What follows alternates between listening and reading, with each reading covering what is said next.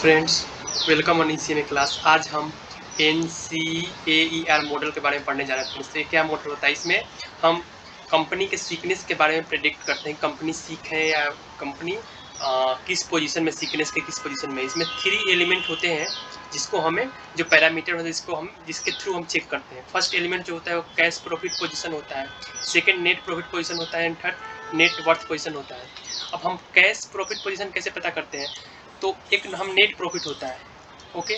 Net profit में से हम नॉन कैश आइटम और माइनस कर देंगे, non cash item minus plus, या माइनस प्लस इसलिए क्योंकि अगर नॉन कैश एक्सपेंस है तो उसको हम प्लस करेंगे, अगर इनकम है तो उसको हम माइनस करेंगे। देन हमें क्या मिल जाएगा? कैश प्रॉफिट पोजीशन मिल जाएगा, जिससे हम कंपनी का प्रॉफिटेबिलिटी मेजर करते हैं कि कंपनी कितनी प्रॉफिट है। नेक्स्ट हम नेट वर्किंग कैपिटल पोजीशन, जिससे लिक्विडिटी मेजर करते हैं। तो हम नेट वर्किंग कैपिटल क्या होता है? करंट एसेट्स, और उसमें से अगर हम करंट लायबिलिटी माइनस कर देंगे तो हमें क्या मिल जाएगा? नेट वर्किंग कैपिटल मिल जाएगा। और थर्ड क्या होता है? नेट वर्थ पोजीशन, इसमें कंपनी का सोल्वेंसी पता करते हैं। ओके फ्रेंड्स, तो चलिए इसमें देखिए क्या क्या होता है। इफ 3 कंडीशन, सीक्वेंस का 3 स्टेज होता है। फर्स्ट में देखिए, ये फर्स्ट हो गया, ये सेकेंड हो गया एंड ये थर्ड हो गया। फर्स्ट में क्या है?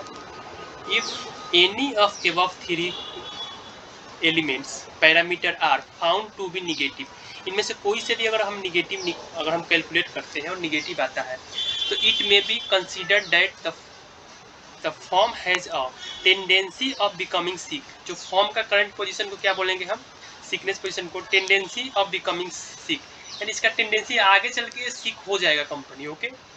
सेकेंड जो है इसमें है कि if any 2 of above 3 elements parameter are found to be negative, इनमें से अगर कोई दो अगर निगेटिव फाउंड होता है तो it may be considered that the form possess incipient sickness.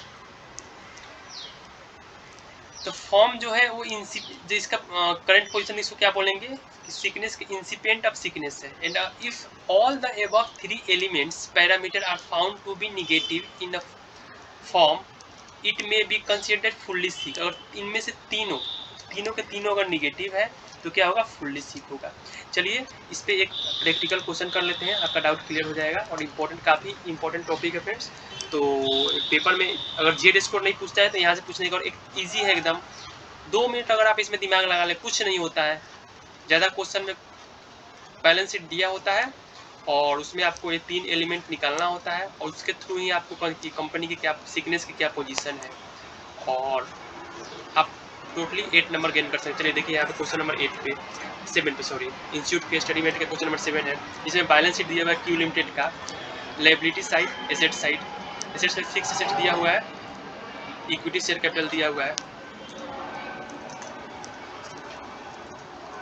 And यहाँ देखो तो यहाँ आपको लॉन्ग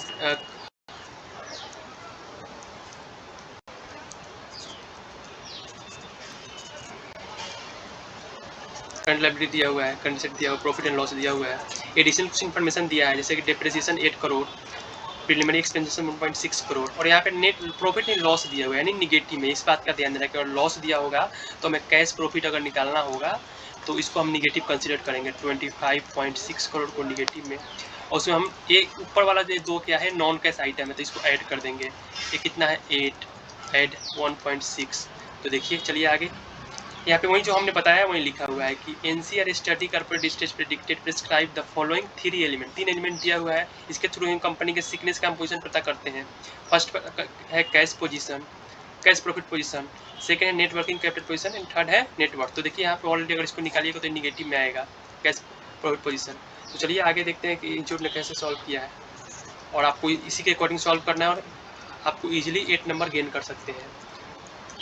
यहाँ पे कैश प्रॉफिट जैसे निकाला है, निगेटिव में 25 crore cash profit minus plus 8 plus 1 में, तो ये निगेटिव में कितना आ गया? निगेटिव में 16 आ गया। नेट वर्किंग कैपिटल निकालना है, ईजी है काफ़ी। करंट एसेट्स और करंट लायबिलिटी, करंट से यहाँ पे दिया हुआ है 57.6 करोड़, करंट लायबिलिटी है 78.4 करोड़, ये भी निगेटिव में आएगा, यानी 2 ऑल इनमें से 2 एलिमेंट जो है और निगेटिव में है। चलिए तीसरा एलिमेंट क्या होता है?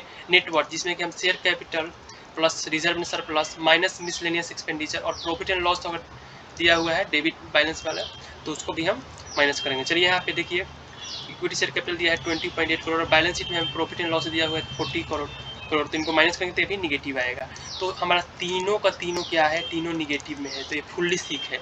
तो आपको कैसे लिखना है, देखिए इंस्टीट्यूट ने कैसे लिखा है, एज पर NCAR research study out of mention 3 parameter if any one parameter becoming negative, और कोई एक निगेटिव है तो इसको in case of form it can be predicted that the form has tendency toward sickness. Form की tendency क्या है, sickness की है, लेकिन इन गिवन कंपनी क्या है, ऑल 3 पैरामीटर ABCD ऐसे लिखे so negative value, therefore it can be strongly prescribe that the company is a sick company and it stage of sick fully sick. कौन से स्टेज पे है, ये फुल्ली सिक पे है। तो फ्रेंड्स काफ़ी इजी क्वेश्चन है, आप अच्छे से 8 नंबर गेन कर सकते हैं। Okay, thank you.